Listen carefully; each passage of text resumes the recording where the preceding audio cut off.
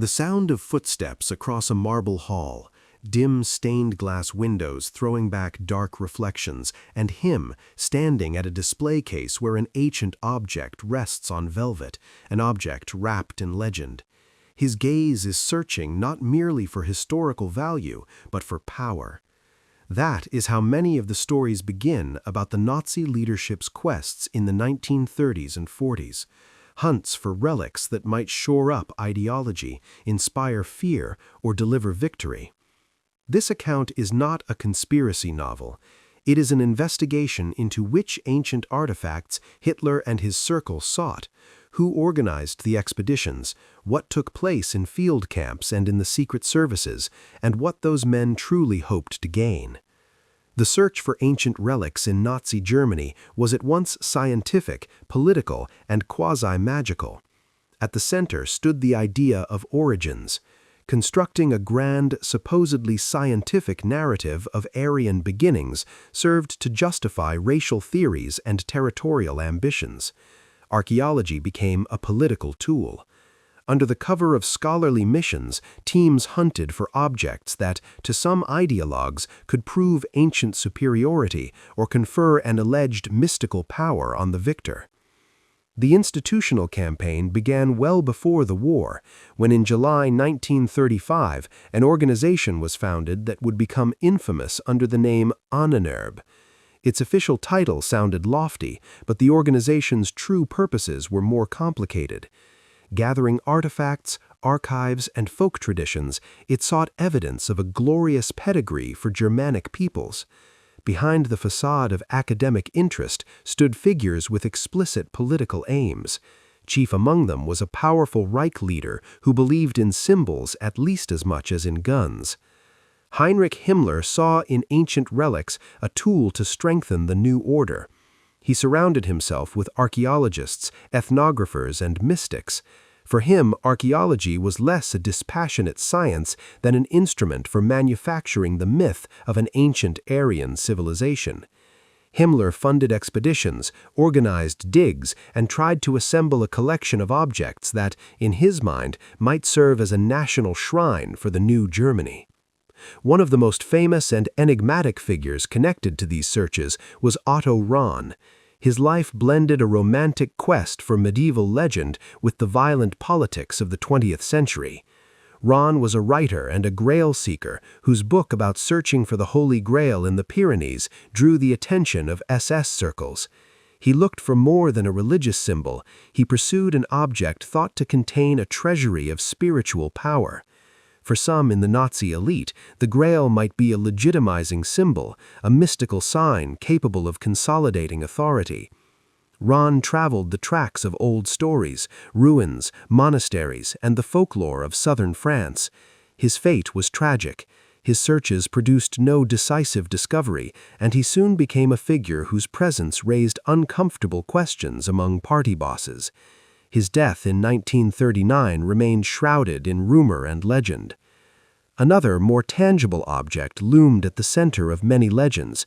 Known as the Spear of Destiny, or Longinus's Spear, this ancient relic had for centuries been wrapped in myth. Legends claimed that whoever held the spear held the fate of empires.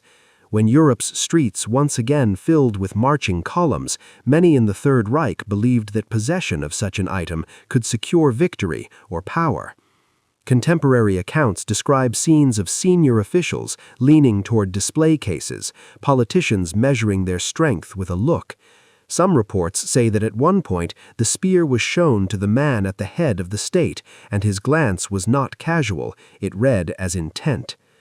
The mixing of mysticism and political expedience was not limited to symbols. There were concrete, plotted searches with real routes and fieldwork. One of the largest campaigns was organized by Ahnenerbe's academic department. In 1938 and 1939, a full research team led by Ernst Schaefer went to Tibet. The mission combined zoology, anthropology, and of course, searches for the putative historical heart of the Aryan race. The team returned to Germany with cranial measurements, biological samples, and recorded legends that were later used to construct a mythic account of people's origins. Expeditions to Tibet and across the Far East had more mundane aims as well. They collected ancient scrolls, manuscripts, and oral accounts of migrations. Such material allowed propagandists to fashion threads of continuity that seemed to support racial theories. Field teams included photographers and documentarians, but also those expert in legends who could coax stories from village elders.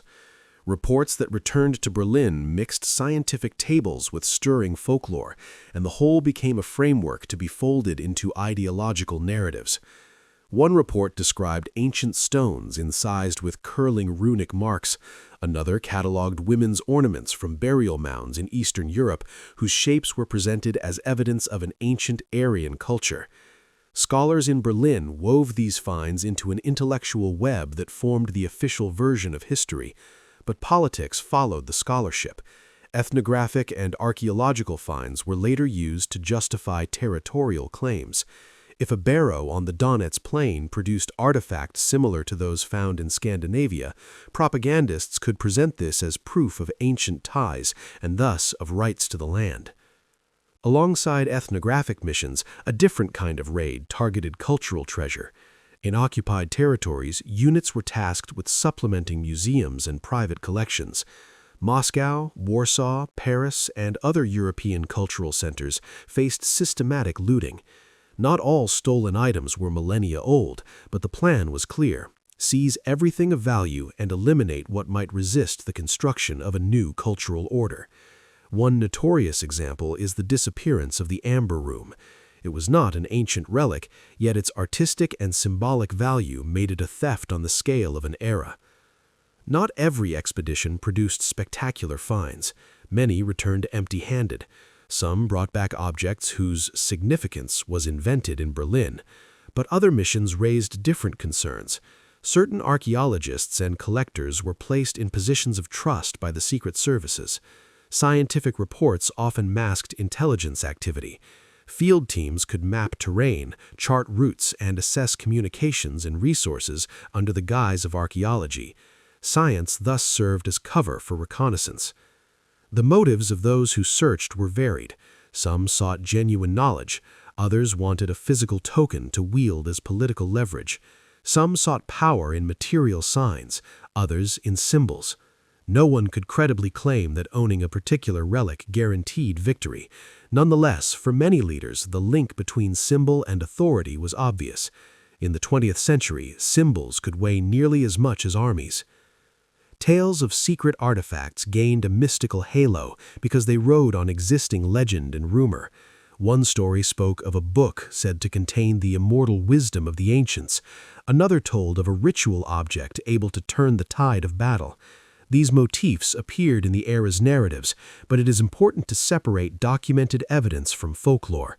In the vast majority of cases, the Ahnenerbe's activities amounted to the routine labor of archaeology, documenting strata, recording finds, analyzing materials. No evidence of ritual magic materialized. Still, romance and mysticism shaped how events were lived and interpreted.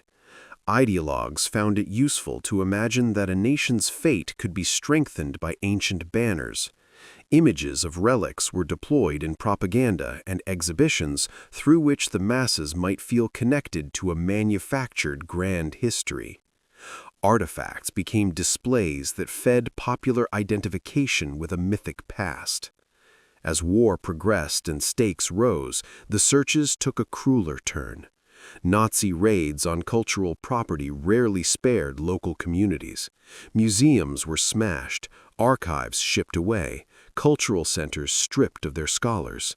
For many peoples, this was a wave of cultural trauma. When the war ended, many artifacts were lost forever, dispersed among private collections, or never recovered. Looking back, the true aim of these searches appears double-edged. On one hand, they were an effort to uncover historical truth and build scientific proofs. On the other, they sought ritual legitimation for an ideological project. Artifacts, ancient texts, and old symbols became building blocks for a myth that justified violence, seizure, and extermination. That is one of the most chilling chapters of history, how science was bent into service for a political program of destruction. The final scene of this story could be a dusty warehouse of the post-war years, cardboard boxes and chests piled in dim light. In one corner lies an ancient spear, in another a small box of rune-inscribed trinkets. A report mentions a map marked with crosses at places still to be searched. But the voice that reads from these papers is not mystical. It speaks of consequences, how the hunt for relics became a part of the machine that crushed millions of lives and cultures. The tale of Hitler's and his circle's searches for artifacts shows how easily a desire for an ideological anchor can be turned into an instrument of cruelty. It reminds us that the values of science and history can become dust when they serve a destructive politics. The lesson is stark. One may admire an artifact, but one must never allow an object to dictate the course of human destinies.